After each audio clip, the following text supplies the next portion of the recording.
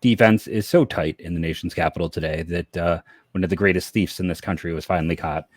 Miles Straw was gunned down on the bases. It only took 8 opportunities to get there. We'll get into this series as well as some fun with numbers and some general ribbing and good time with another series win for the Cleveland Guardians, as well as some shout outs to our everydayers on today's episode of Locked On Guardians.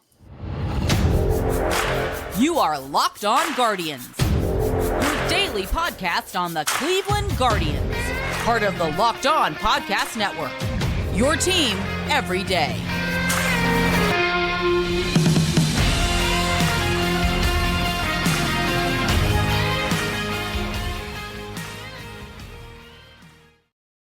Hello, everyone, and welcome to Locked On Guardians. Today's episode is brought to you by Ultimate Baseball GM. Listen, I spent about 2 hours playing it yesterday when I had some time, so it is a fun game. Go check it out for yourself. All of our listeners get a 100% free bonus to the franchise when we're Locked On in the game app store. In the game itself, go to the store, use Locked On to get that bonus. I have some fun numbers to lead off the show today. And sorry, I just got that text from you on my phone to let me know that you're ready to record. So I thought I'd throw this out there. I was going to surprise Justin with one of these, our favorite thing to do to each other. 3 teams are yet to win a series in baseball this year. One is the Nationals. One is the Oakland A's. Do you know who the third is? It's got to be the Detroit Tigers. It's the Chicago White Sox. Oh, yikes. Oh, I just realized they are 6-10. Wow. Okay, then. Yeah, that's it. Some more interesting things. We're about 15% of the way into the season. If you see my face looking a little scared right now, I'm seeing like one little dot on my Wi-Fi in the corner. So I'm waiting for this all to come crashing down like a house of cards, as is want to do. But so far in the early going, 50% of the way into the year, home runs up 30%, stolen bases up 49%, caught stealing up 10%, or no, down 10%. I'm sorry. I misread that. Runs up 18%. Batting average 18 points, on base 20 points, slugging 44 points. We'll have to see how these go, but yeah, offense is up. Yeah, home runs are up, but not for the Guardians. Although they did get 2 this weekend, I want to say. Jose finally hit his first, and Josh Bell finally hit one. I think that was all the home runs this weekend. So home runs up for everybody but Cleveland, Detroit, and Washington. Kansas City has a pretty brutal offense early going. I don't know if it's Cleveland and the Nationals are still though tied for the lowest with 8 home runs. That's a tie for the bottom. So Detroit is at 10. Runs, just not Cleveland. Yeah. But hey, Cleveland's still 9-7. So I guess. Is there any player that's got more than Cleveland has as a team? Is there anyone with 9 home runs yet? I think is that the question. That's a great question. I don't know. I'll look that up while you talk. I will go figure that out. All right. Well, put together our Monday morning headline. So if you're not listening on Monday morning, answer is no. But Pete Alonso is tied with 8 home runs. So Pete Alonso has as much as the Guardians and the Washington Nationals. That sounds about right. Yeah. Good job for Big Meat Pete. Super majority win, not a unanimous sweep, unfortunately, for the Guardians over the weekend. I know we talked about wanting to go out and beat the Nationals and playing good against the bad team. And they had 2. They had another 1-run win on Friday, 4-3. They scored late, so it was a 2-run game on Saturday, and then they ended up losing a 1-run game on Sunday. I mean, the idea is to build up good days in a row and win series. I just feel like the last day kind of fell flat for everybody. It was a good game early on. Bieber didn't have his best stuff. No. The offense put up 4 in the 3rd. They put up 2 in the 7th. And then, I was going to put something in here about having bullpen concerns, but it was just a bad pitch by Tim Herron, and Nick Sandlin wasn't great. So I'm not going to sit here and say I have concerns about the bullpen, but I do. But Friday and Saturday, obviously the bullpens were both very good. So I guess it's just a matter of who do you trust right now. But we still feel pretty good that even though this is, they had a chance to sweep on Sunday, and this is a team you should go out and thoroughly beat. They only ended up winning by a 1-run game and a 2-run game. They didn't sweep them. So do you still feel good about the series win, even though it kind of ended on a sour note? No. On a winnable game? No, because the Nationals are awful. Like they are a AAA squad. You have to take care of business. Um, the thing I'll say is like I'm fine with 99. I'm going to keep saying this. Watching Saturday's game though, I feel like every one of his is almost some kind of degree of tightrope. Like there's always a runner in scoring position when he's out there, but he did a great job getting out of it. But you got to beat them. It's like, especially you have your ace on the mound. There's such a drop off between Bieber and the rest of this staff. He was not good. I looked at his box score and I'm like, wow, he actually pitched better than I thought. Like having watched the game, I was like, ugh, it was not, I don't, there's some defensive issues as well. And we continue to see this throughout this series, unfortunately, and throughout this season. You'd like to see the bullpen step up a little bit better. They're missing Sam Henches. You got to take care of business. And, there was a slight chance there in the ninth. And, Miles Straw, bottom of the lineup, what a great job Brennan Straws. And, and even to Quan at the top, I know some people might complain.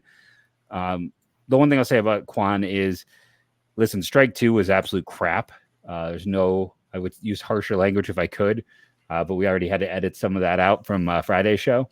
But he has to swing there. If the umpire is set on trying to go home early, he's got to, he's so good at making contact. You need that contact. And I also don't know why Straw wasn't necessarily off earlier in the count as well, just to move him to scoring position.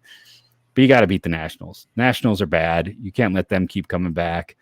2 out of 3 is fine, but I don't feel great about this weekend. Do you feel great or just like, Like I feel meh. I feel mid, to use the kids' language. Yeah, definitely mid. I mean, baseball's, you can't predict anything day to day. It's not like football where, I guess they say any given Sunday, but like literally any given night out, guy might not have it or weird things happen. And today wasn't Shane Bieber's best day. He missed five swings and misses today out of 48 total. That was pretty low for him. He usually misses a lot more bats than that. I don't think he had his best fastball command. I don't think he really had command of a lot of his pitches, truthfully. It wasn't his best day. He gave a lot of hits. I just think it's weird that, they're still winning, which is good. It's, the old saying is, unless you're the Tampa Bay Rays this year, although they finally lost their first series of the year and first games of the year. But, you can't win a division in April and you can lose it. And Cleveland at 9-7 so far is on the path of not losing it. Minnesota's 10-6, so it's not like they're running ahead of anybody. 1 game back. That's the one for 1 game back. Like, right. It's fine. So, and no one, I saw someone tweet earlier about talking about the standings tonight, and I'm like, it is April 17th. You do not need to be looking at the standings at all. If you're in the AL East, which even the Red Sox right now at 8-8 are only 6 games back. So it's not like they're a terrible team and they're 8-8 and they're not out of the race yet. Like, you can probably declare the Rockies or the Athletic season over. They're already 6 back. The Royals are already 6 back. I guess I said the Red Sox are 6 back, but the Nationals are already 7 back. So I don't know. Nobody's more than 7 back. That's the worst. The national season was over in September of last year. It's true. And then, what? The Athletic season ended too, and they traded Sean Murphy. So that's fine. You shouldn't really be looking at the standings at this point. Like I said, even Tampa Bay is 14-2, is only 6 games up. So I'm not going to sit here and kick rocks about that, but it's like, this is what, Bieber's 4th start of the year on Sunday. They've lost 3 of the games he's pitched in. That's so bizarre. And I'd hate to be kicking myself in July or August when, you've lost opportunities to win games with him on the mound when you didn't have Aaron Civale, when you didn't have Tristan McKenzie, and you have to go out there and try to win a Hunter Gaddis start, or whoever's pitching in the other spot, whether it's Peyton Battenfield or Xavier Curry or whoever it's going to be before they finally decide it's Tanner Bybee or Logan Allen, who, by the way, Logan Allen had another terrific start on Sunday. Yeah, let's start counting the days to his appearance. Yeah, but it's just like they've lost 3 of the 4 Bieber starts, and they've also played some bad defense. Like there was the goofy play where Ahmed Rosario got in the way of a throw to second on, was that Friday or I think it was Friday. Yeah, no, Friday. It was Saturday. It was Saturday. And then I don't know if I want to call Zunino blocking the plate on Sunday like an error. That's a tough play. But it's just those little things, you know what I mean? Like when they scored 6 runs on back-to-back days, which is good. And that's what they should be doing against the Nationals, obviously. But they didn't hit the Nationals as hard as a good team should. And this is the thing I worried about coming into the season too, was, the Cavaliers lost their first playoff game over the weekend, and it was kind of a crap show. The Cavs were super fun and had no expectations last year. This year they acquired Donovan Mitchell, and they do have all those expectations. And it's the same for the Guardians. Even though they didn't go out and they couldn't make that big trade, they still could. But, expectations are there now. So we sit here and talk about how, okay, they took a series win against the Nationals, and that's good. They're game out in April. They're surviving April, and they're surviving without 2/5 of the rotation. But now we have expectations, right? So these series wins, they kind of feel mid, like you said. So when you don't win Bieber starts, you got to go out and win Hunter Gaddis starts to try to keep things afloat. It's just it's a pain in the rear. But on to Detroit, and a win is a win. And there are some good developments, which we're going to get into in just a second before Jeff picks his 3 stars of the weekend after this.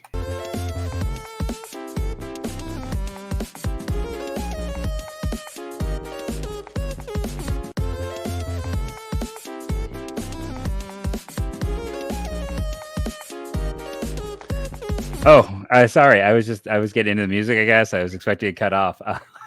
So you got a nice little long interlude there. So I am crushing everyone in Ultimate Pro Baseball GM. I want to thank I also meant to, shout out maybe towards the end of the show, shout out some of our everydayers, but one of the people talked about how they love that I'm trash talking. Not only am I winning by 1,000 points, I'm about 3 seasons from completing my best run ever. I currently have a team that is, I've got like an all-star sitting on my bench because he's on a good contract and I don't want to trade him, and he's got nowhere to go. So it's going to be great. I've just won 2 World Series, just made, back-to-back, just made the World Series for the 4th straight year. My manager is retiring at the end of the year, but 3 more years will go in the record bank, and this is going to pretty much lock up our contest. No one's coming close. Closest person is 1,000 points away, and my score is going up after this. So they're all screwed. See what I am enjoying. People are commenting that they enjoy playing it. It's a fun little quick management game, and I shouldn't call it quick because it'll easily eat 2 hours of your time if you're not paying attention once you get into the quick turn and burn nature of it. Head right now, Guardians listeners, to get your 100% free boost to your franchise when using promo code LOCKEDON in the game store. Make sure to check it out. To download the game, just visit probaseballgm.com, scan the code, or look it up in the app stores. That's probaseballgm.com. Ultimate Baseball GM. Start your dynasty today. All right, real quick. I don't know if you heard the comment. I can't remember what day it was, but the comment that I guess Tito had mentioned, they talked about Oscar Gonzalez, is that to stay ready and keep working. But it sounds like Will Brennan is going to be the kind of the everyday guy right now. Like he's getting the majority of the bats. I know Oscar played on Sunday because they gave Quan the day to DH, so Brennan moved over to left, and he had another hit against Patrick Corbin. I'd say, good, he got a hit against a lefty, but Patrick Corbin's not a real threat to anybody, truthfully, except for the backstop and baseballs in general. And he had a walk, which was good. So he had another good weekend. But Will Brennan, it sounds like, has claimed the right field job for the time being. It's his to lose, and Oscar's going to have to earn at bats, throughout the year. But his at bats this weekend, I know it's hard to get any kind of regular rhythm going, but his at bats just in general this year haven't been great. So I liked it. Will Brennan, he basically said, "Hey, this is your gig right now. You're going to get the regular at bats, and we'll mix in Oscar when we can." And that's good because Will Brennan is starting to run away with it, at least in the early going.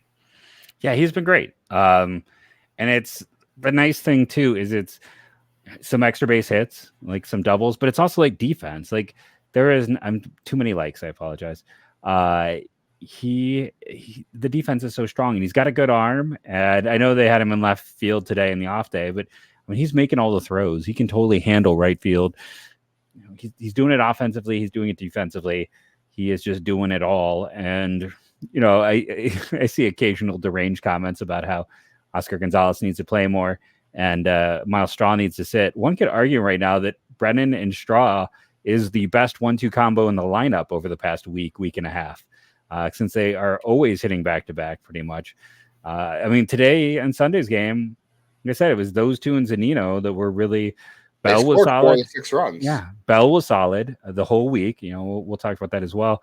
It was the heart of the order guys. It was your stars who really struggled, unfortunately. It was, which is, part of the reason that Jose Ramirez hit a home run, which was good. But other than that, I'm excited just because nobody really talked about Will Brennan, I feel like, until late last year when he got called up. That was like when he took off. I remember seeing him in Lake County in 2021, and I was like, then this guy can hit. I don't know if it's going to be for any power. We'll see how limited the upside is. And he kind of took off last year and kind of, he got called up, which I thought was a surprise. I mean, like I've said this before. If you're an everydayer, I've said this. I am higher on Will Brennan than anybody not in the Will Brennan family currently. So I'm glad to see him take this, and I think he definitely deserves it. And I expect it to continue.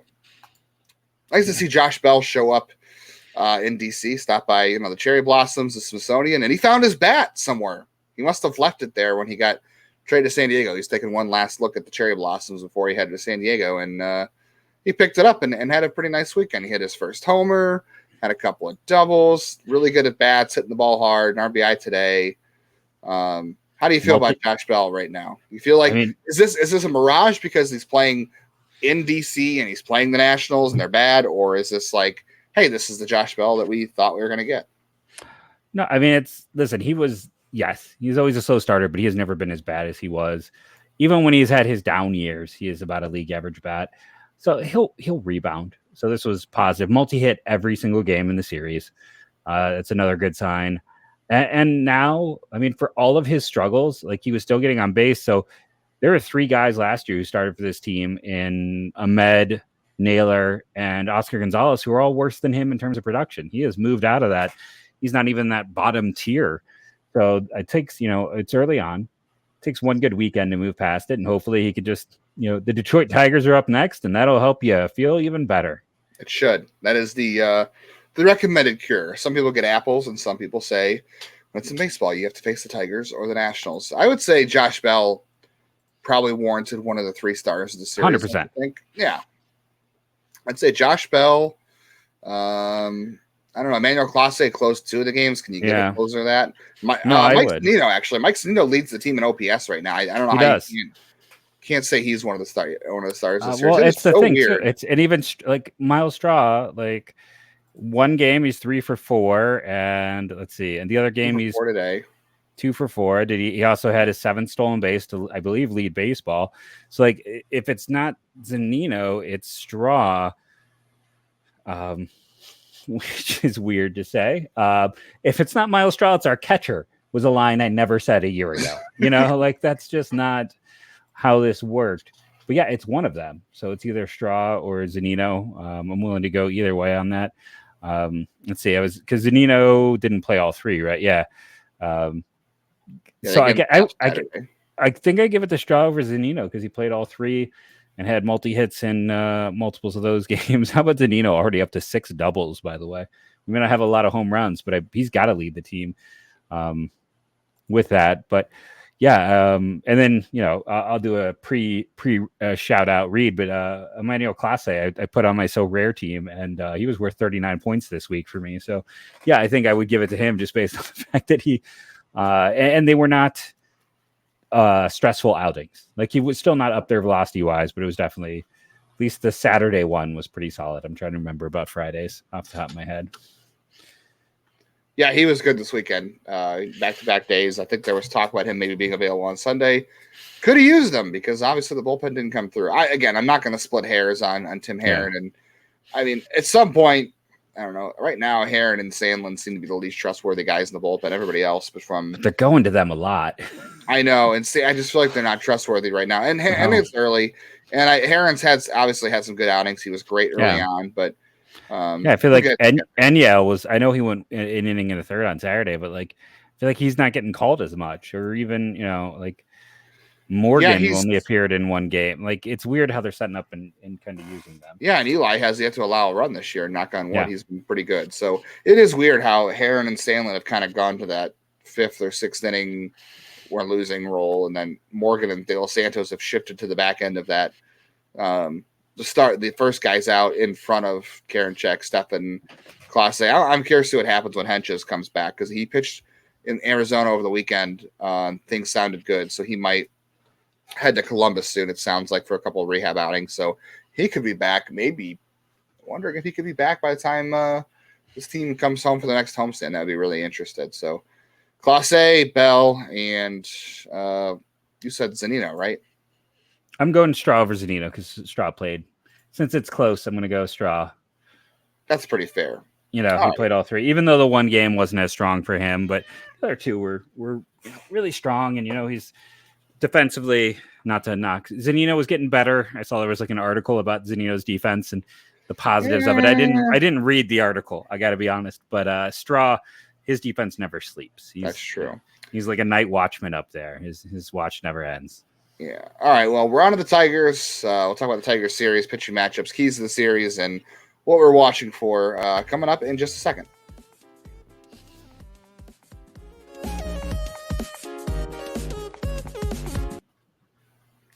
All right. Well, one of the guys I had on my team this weekend that didn't do so hot was Andres Gimenez on my So Rare team. He got 27 points, which actually was the second most points on my team behind Jared Kelenic. Jared Kelenic breakout is finally here, Jeff. It's finally happening. You're definitely going to want to get him as a So Rare card. That is our new sponsor, So Rare. It's a revolutionary fantasy baseball game in Marketplace, transforming fans into owners with officially licensed digital cards featuring players from across all 30 MLB teams. They have partnered with MLB stars like Juan Soto and Julio Rodriguez. You're going to want their cards. Obviously, those guys are pretty good, although Soto hasn't had a great start to the season, I don't think. Games happen twice weekly in a span of 3 to 4 days. I had a pretty bad weekend. I think I ended up with 110 points, or it was 102 points. I think I told you, Jeff, 101.85. So close to 102. Yeah, I was a little bit better than you. I also had Jimenez. I was like 130, I want to say. So that's pretty good. Well, I didn't have Jeffrey Springs. He didn't play. 128. 128. Yeah, not great. So, head to So Rare to MLB managers who rank near the top of the leaderboard, which was not Jeff or I. You can win some rewards like merch, scarcity cards, game tickets, jerseys, VIP experiences. Prices will depend on competition. So head to sorare.com/lockdown. That's SORARE.com to draft your free team of player cards. Set your lineup and start competing today to win epic rewards. Again, that is sorare.com/lockdown to start playing today. All right. I actually had two Tigers on my team over the weekend. I had Alex Lange, who is one of the few pitchers in their team that you could probably trust. Huh? Is he their closer? I do think he is their closer. He is probably their best reliever. They got a couple guys who have gone. They've got Jason Foley, who's off having a good start, and Chasen Shreve is pitching well. Outside of that, it's pretty ugly. I had Spencer Torkelson, too. Spencer Torkelson has not taken off yet the way Jared Kelenic finally did, like we all thought. But the Tigers Arizona, are not a good team. Arizona hitters are scary. I'm just going to say, that's why I fell off Daniel Susac last year. Yeah. You look at the Scott Kingerys and the Kevin Newmans. When you hit in that light air, it gets overhyped sometimes. Hey, Joe Lampe's off to a good start. I want to hear it. He is, but that's why I was lowering him. If I end up being wrong on Joe Lampe, I didn't buy in as hard because I'm like, no, I've been burned by literally everyone from your state, just like with Virginia. I'm not going to be Kyle Teal won't be a top 20 guy for me for that same reason. But yeah.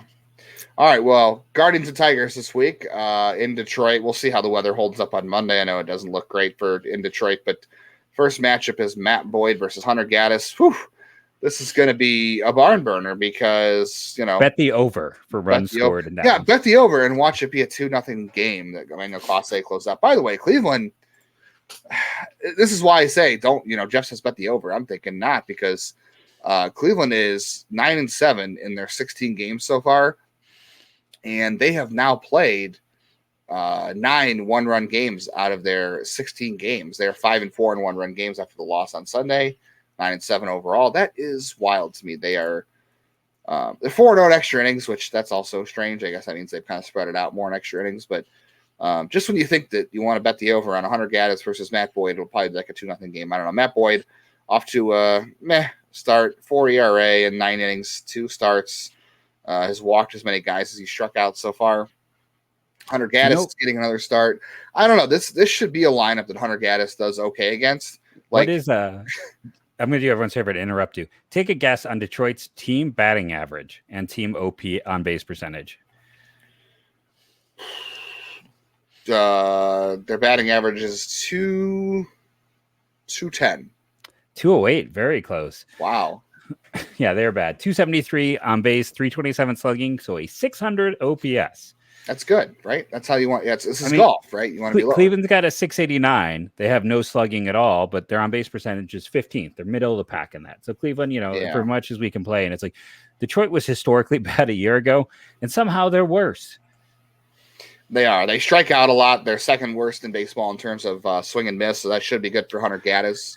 Javier Baez forgets how many outs there are despite his ridiculous contract. So there's a free out for you once an inning when he does something goofy out there. I love the Flash and Javier Baez, truthfully, but he has gone in a very strange direction. So, yeah, Hunter Gaddis and Matt Boyd the first night. We'll see how Gaddis does. I mean, every Gaddis start you got to watch because never know what decisions they might make based off of that.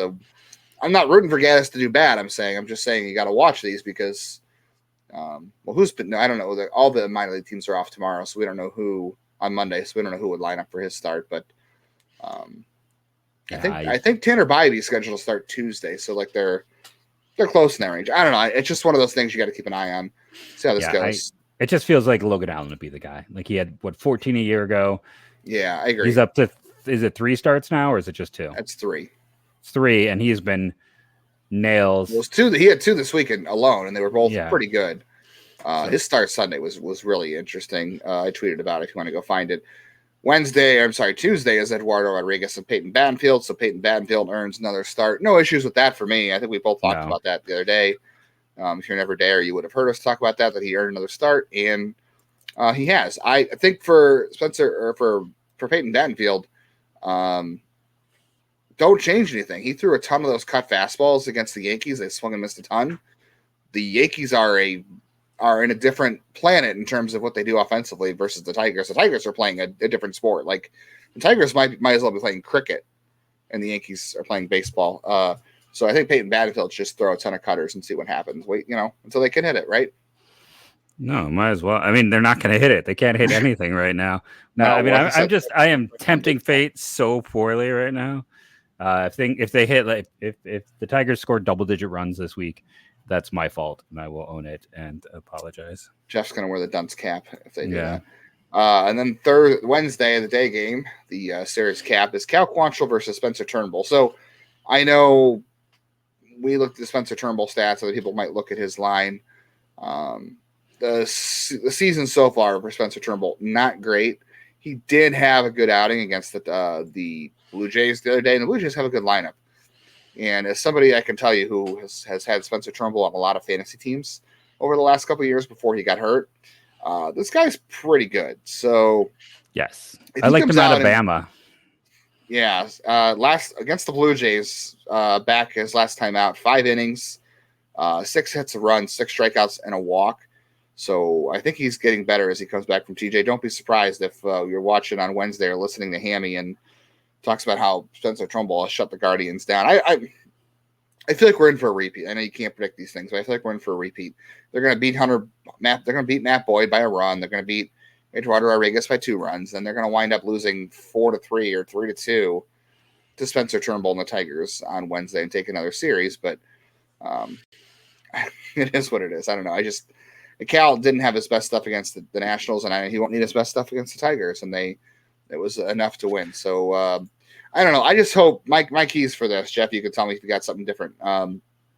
Miss more bats. Guardians do not have a high strikeout staff besides Bieber, and Bieber's not missing a lot of bats right now either.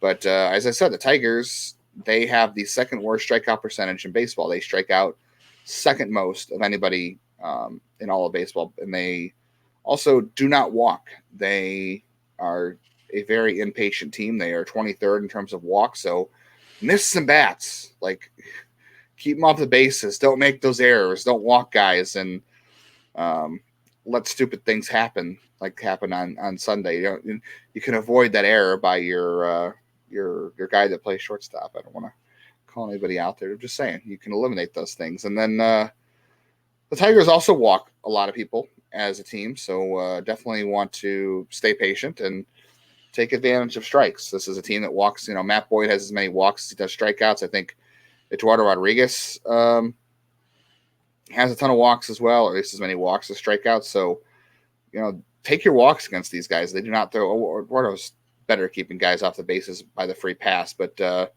Spencer Turnbull has walked his fair share so far this year too. So keep staying patient.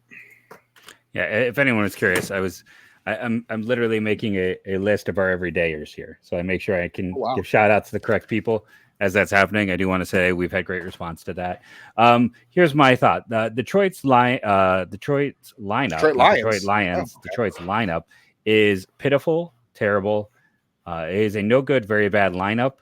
This is a team that should not take advantage of the Guardians. Oakland's lineup is better. This is the worst lineup in baseball. You have to take care of business. Spencer Turnbull is coming back from major arm injury. His walk rate is the worst of his career, and he's missing the least bats of his career. I know his last outing against Toronto was great, but he's still not all the way back. They need to sweep. They need to sweep this team. This is a bad team, and my thoughts are there is no reason they can't score more runs when a team is this terrible. Again, I would use other words, but we are a family program. This is a team lining up for the Jack. I butcher his name, the Jack C contest, the Chase Burns contest, however you want to label Caglione. Chase Burns, Jack Caglione, Brett. What am I blanking? Bot the Iowa pitcher. I can't think of the name. There's it's a good class at the top again next year, and the Tigers will be picking top 5. Like, this is a terrible, terrible team. One could make a case right now. This team is worse than the Nationals, who they just had their way with. So, they took 2 out of 3. They won. You're right. Way with was a little strongly worded, but they got to take care of business. That's it. This is another terrible team who is underperforming. There's not a whole lot of points to be excited for. I haven't really dove too much into the numbers, but like Riley Green and Spencer Torkelson. Kerry Carpenter did well against Cleveland a year ago, but I don't think he's doing a whole lot. Matt Verling was an interesting addition. It's a bad lineup. Seeing Miguel Cabrera play his final year and get some counting stats is about as exciting as it's going to get. Wrong. Watching Eric Haas hit revenge home runs against the Guardians is as good as it's going to get. He might be their best hitter again this year.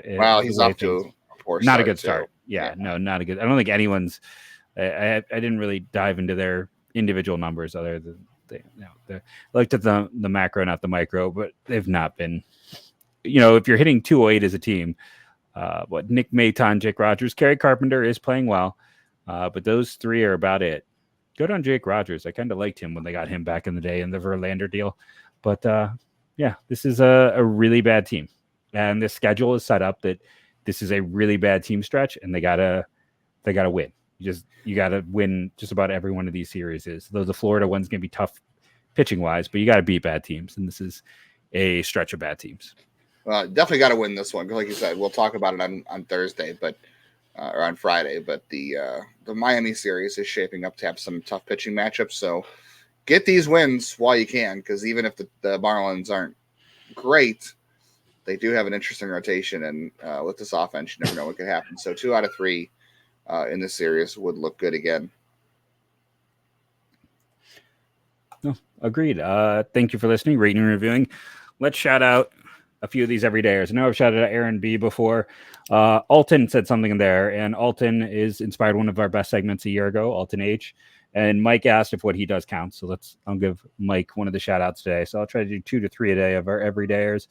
If I see a name on there, I'm going to naturally add it, or if someone specifically mentions it, then I'll be going through, making a list and checking it twice, finding out who's listening and who's noise. Thank you again for listening. And go Guardians, go.